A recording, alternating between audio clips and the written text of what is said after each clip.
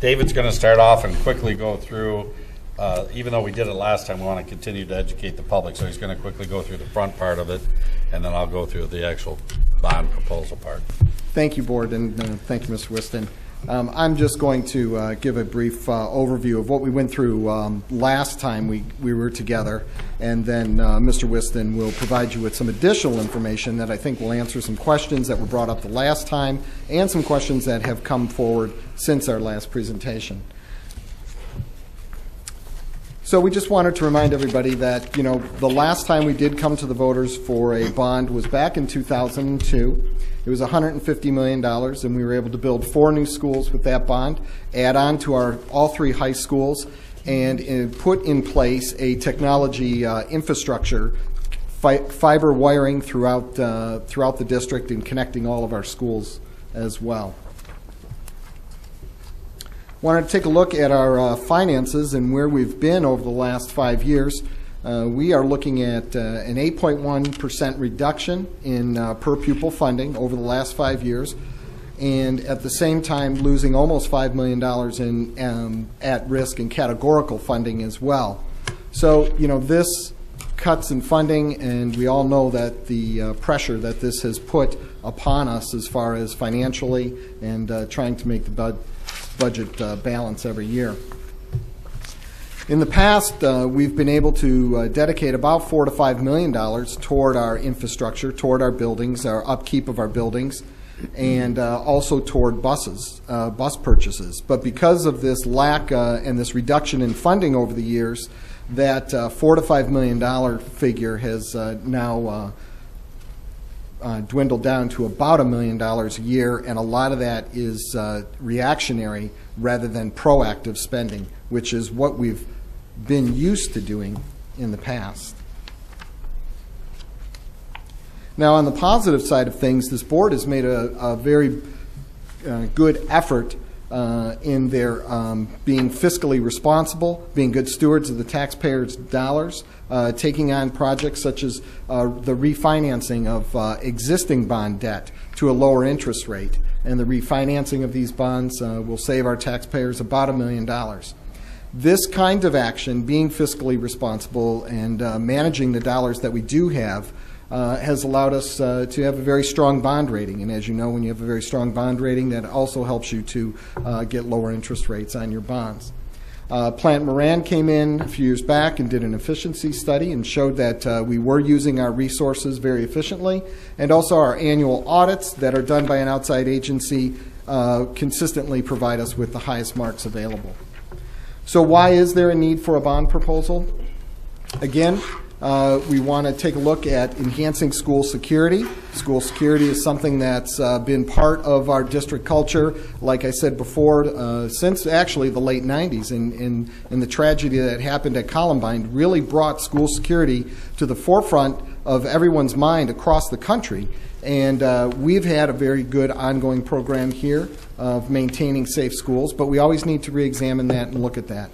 And the more recent tragedies in December that happened at Sandy Hook Elementary School has brought a lot of parents forward asking us to once again examine security in our buildings.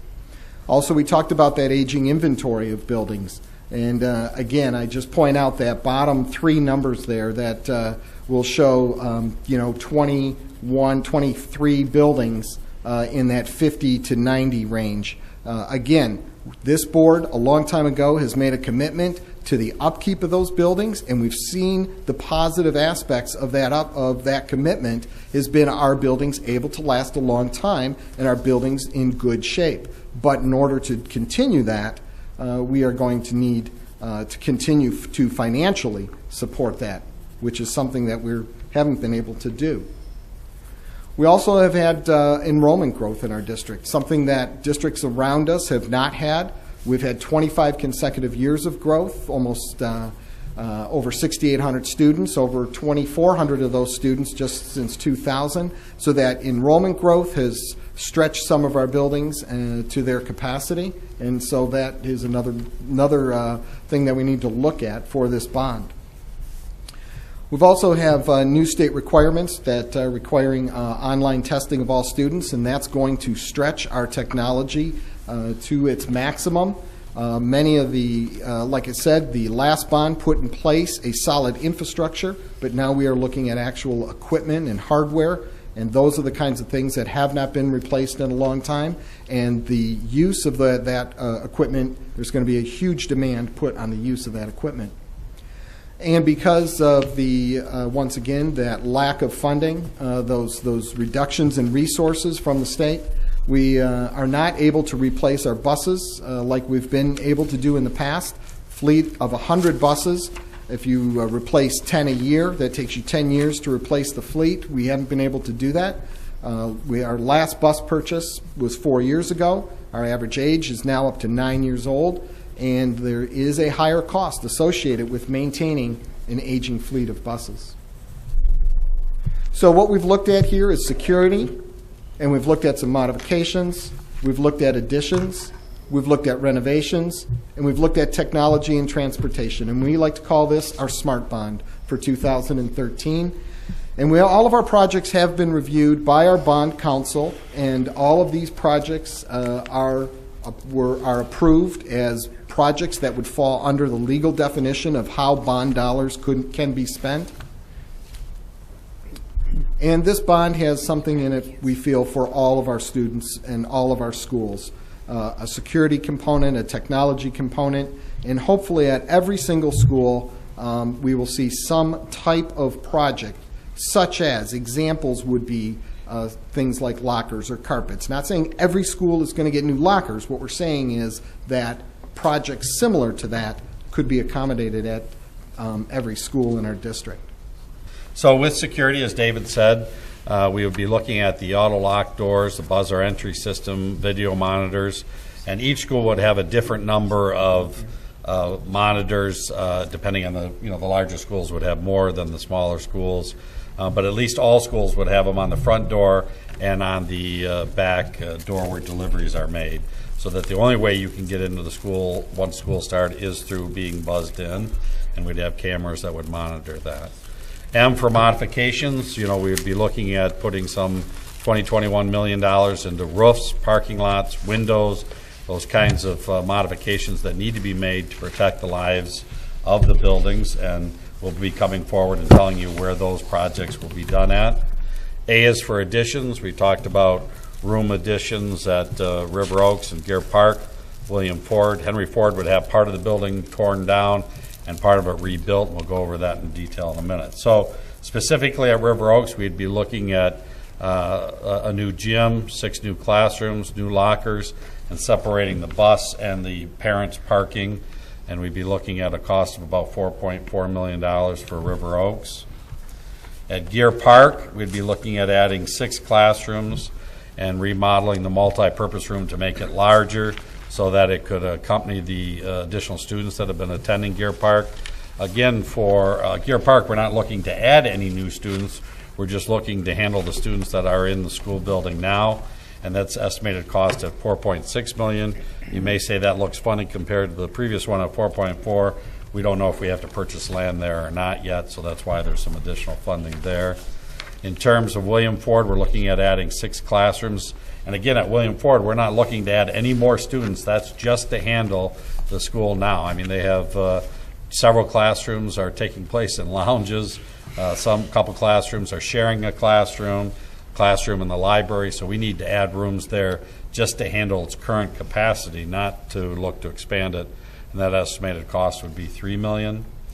In addition, at Henry Ford, we'd keep the front of the building, the pool, the gym, and the cafeteria of the existing building. Then we would tear down about 8 classrooms and then rebuild a wing coming out with 8 to 10 classrooms in it. They're very excited that we're able to keep the front of that and the 2 kindergarten classrooms that are very good. While the building is torn apart like that, we'll also be protecting the integrity of the building and looking at a cost of $12 million there. Renovations at Bryant, looking at $1.6 million. Again, these would be projects determined by the school, and there's some things they want done. Woodworth, $3 to $4 million. The project there would be to take their gym and add a stage to it. And then on the other end, where it's open space now, create a 3-tiered cafeteria slash